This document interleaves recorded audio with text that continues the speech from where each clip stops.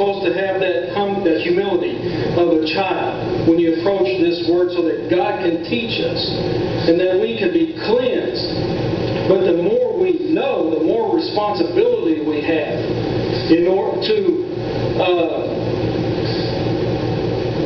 be a witness for God and to be an example to others.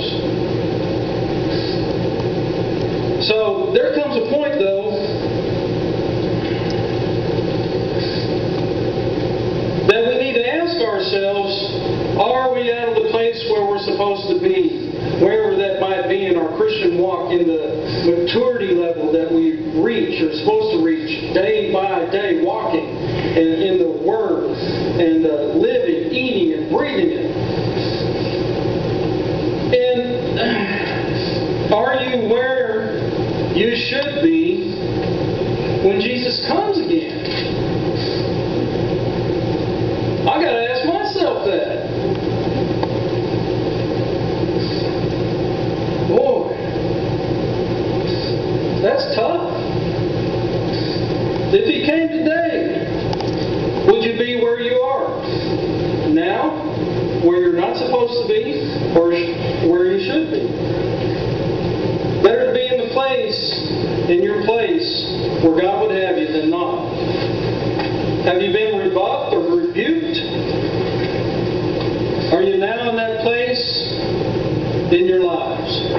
Does God, or has God continued to bless in spite of, but you have a sense that something is not right?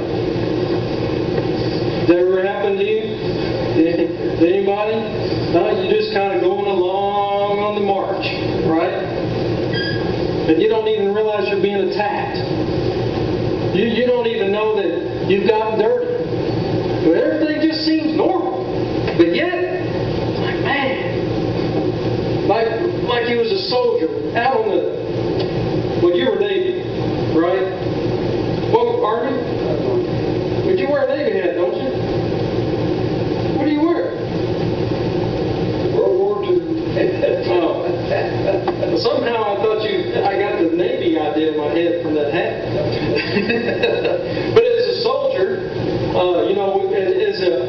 was not a soldier in the Army, but you're trained to be a soldier in case you have to fill that spot.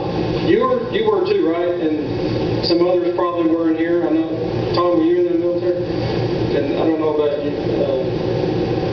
Oscar. But as a soldier, you walk along. If you're you have what you call a point man, then you have squads.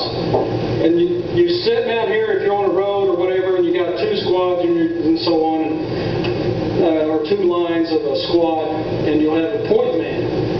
Then you walk, it'd be like you was marching along, looking for the enemy,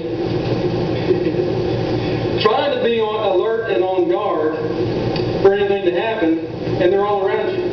You don't even know it. Why? Because we have no discernment.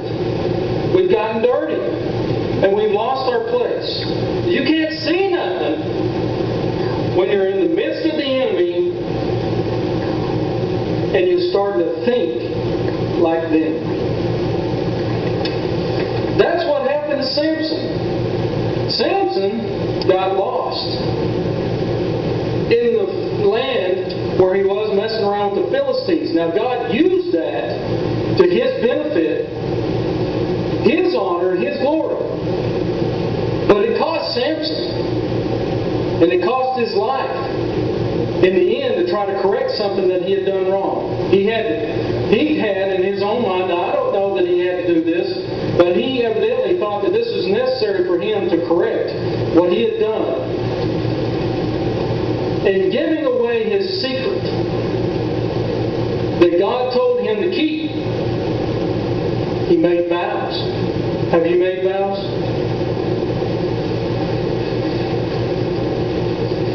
I want to show you something here.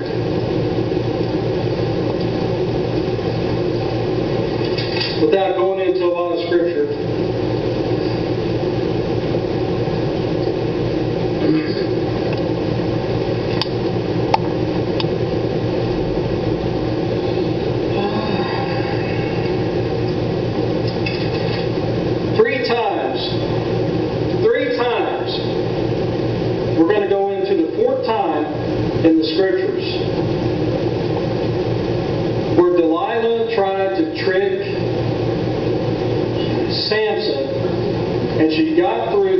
guard. He had his guard up. He was successful in the beginning.